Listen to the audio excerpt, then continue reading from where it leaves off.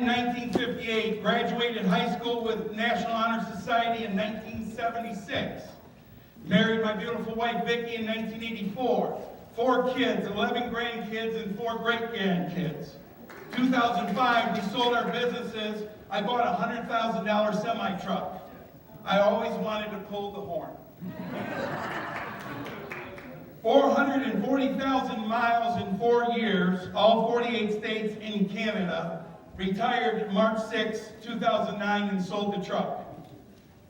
Came home, I was yelling and screaming at the TV, and Vicki said, well, call Howard Walker. He's going to be the next state senator. I did. I said, Howard, Michigan needs to become a right-to-work state.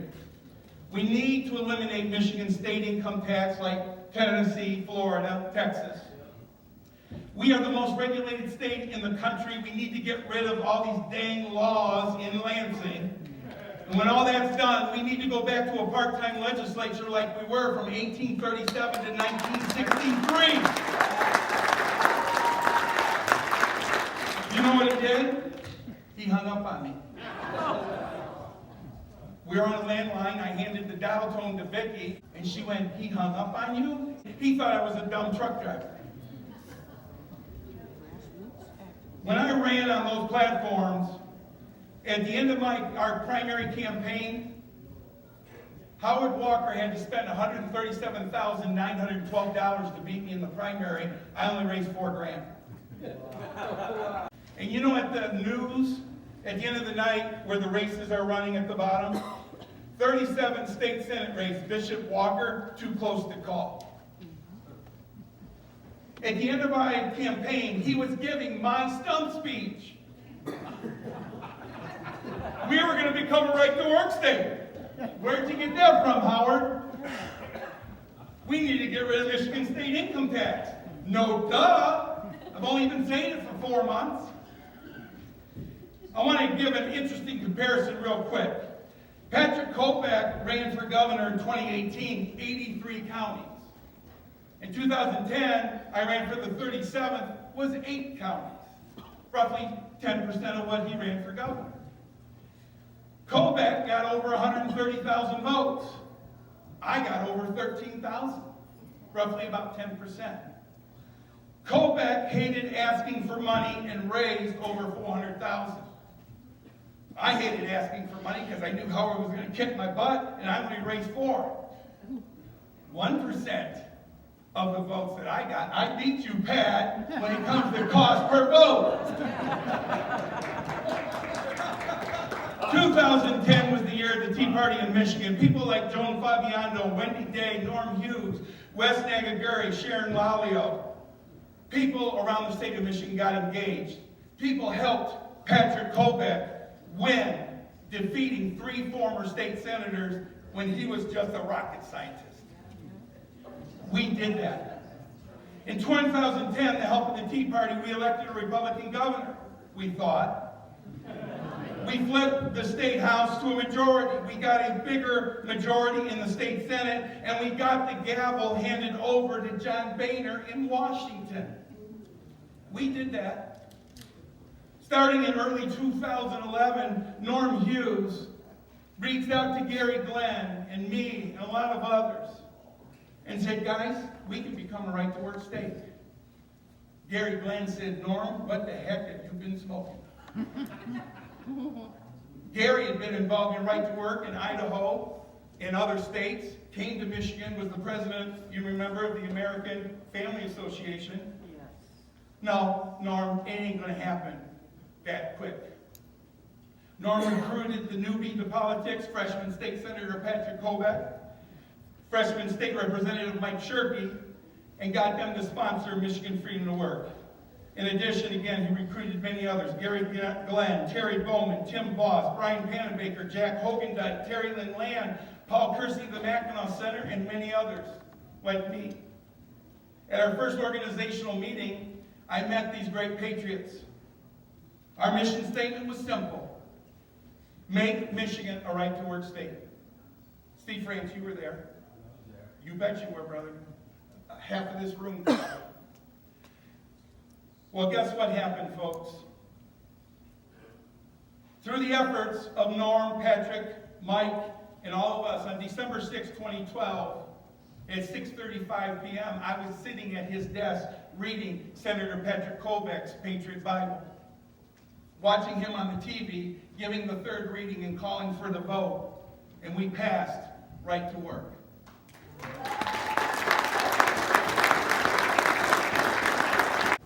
We had to elect the Rhino Republicans, even though they screwed us over and increased taxes.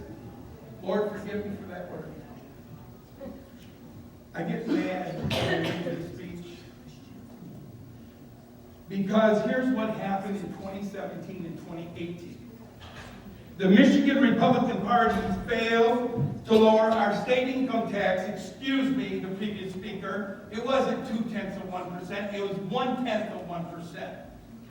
They could not go from 4.25 to 4.15 when it should be at 3.9, which is the constitutional rate that's in our Constitution. They've been overcharging us since 2007 under Jennifer Granholm, and we're getting messed over for it, and the Republicans wouldn't fix it.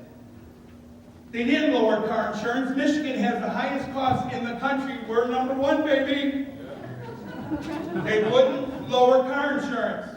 They wouldn't pass meter choice. You got a lady in Sheboygan has no power since September 2015 because she has a health reaction to a smart meter.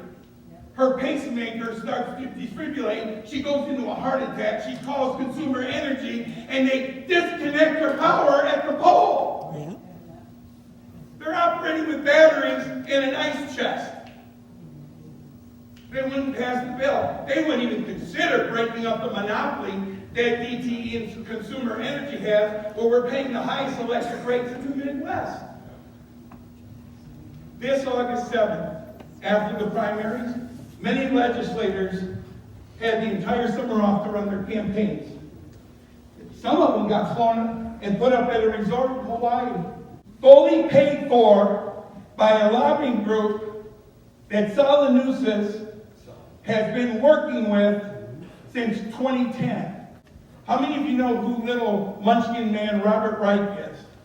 After being off all summer, winning their primary, getting flown out to Hawaii, put up at a resort, they had one legislative day scheduled September 5th. One day in Lansing. Did they introduce a bill to cut our car insurance in half? No. Did they introduce a bill? Pat did, but they wouldn't take it up in the House. Did they introduce a bill to get rid of the monopoly on electricity? No. You know what they introduced? National popular vote. My state representative, Tristan Cole, that I helped get elected 6 years ago, sponsored it. Tim Kelly, another great Republican. I don't know how many of you in here know Tim. He was the co-sponsor. Senator Dave Hildebrand sponsored it. It was rammed through. Folks, if it had been in effect back in 2016, Hillary Clinton would be our president right now. So why do some Michigan Republicans want the national popular vote passed before the 2020 re-election of President Donald Trump? I believe, and many others do, that the Michigan Republican Party and even some folks at the NRC, where Ron Romney is the head of, don't want President Trump to get reelected. He's draining the swamp. He's taking away their little goodie bags. Do you know how many people he hasn't replaced in positions within the government? He just phased them out. He's saving us money, and they see the writing on the wall. The gravy train is over. And they don't want Donald Trump reelected. Republicans, this is totally unacceptable. Robert Wright, former cabinet member under Republican Gerald Ford.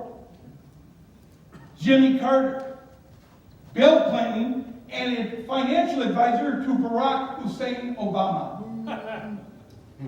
Can you see how deep the shadow government is working in both parties? The deep state wants Trump gone in 2020, but what happened in 2018 in the midterm? We've talked about it, but I'm going to refresh your memory. Here in Michigan, Republicans lost all of the statewide races. U.S. Senate, Governor, Attorney General, Secretary of State. We lost the Michigan State Supreme Court, the universities, the State Board of Education, and all 3 ballot proposals passed. Folks, proposals 2 and 3 amended our state's constitution. These weren't laws. These were amendments to our Constitution. How many of you knew that? Huh. I'm talking to the intelligent crowd. They permanently changed future elections in Michigan forever. Under the failed leadership of the Michigan Republican Party and their hand-picked candidates that were anointed on August 7th, the Democrats, forgive me, Lord, kicked our butts. But it's been reported they gave $1 million in support of Laura Cox to keep Patrick Colbeck's Senate seat Republican. And she lost. Weisler brags about raising $36 million. How many of you have seen the financial report for the Michigan Republican Party showing $36 million going in and showing all their expenditures going out? Have any of you seen it? No. I haven't.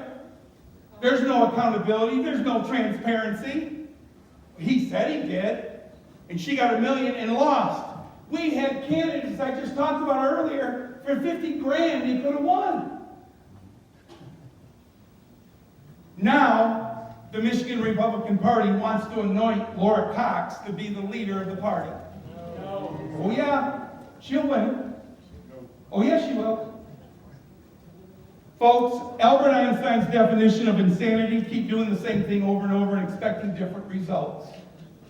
The one thing that I've learned over the last 10 years of being politically engaged is that this is the fact. Those with the money make the rules.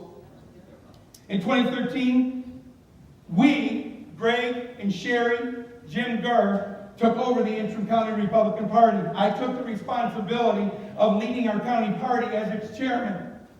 We grew the party to its highest levels of membership, precinct delegates, and monthly meeting attendance, which was usually about 5 or 6 people. We grew it to 30 to 40 on average every single monthly meeting, even when the snowbirds went to Florida.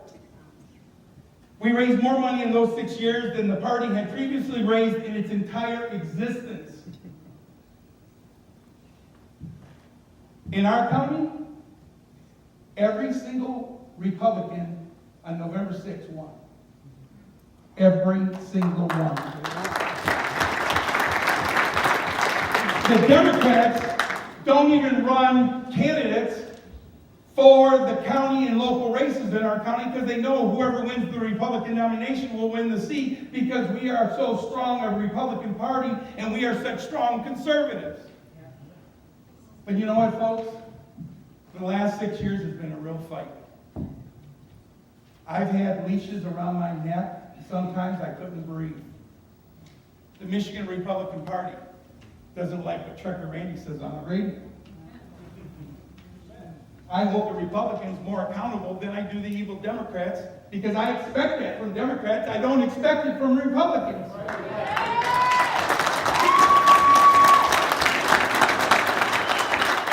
My own first congressional district chairman, Jesse Osmer, changed 3 different rules at 3 separate times to get me kicked off of the executive committee. They purged conservatives out of the first district. Rumors are Jesse Osmer is going to be Laura Cox's vice chair.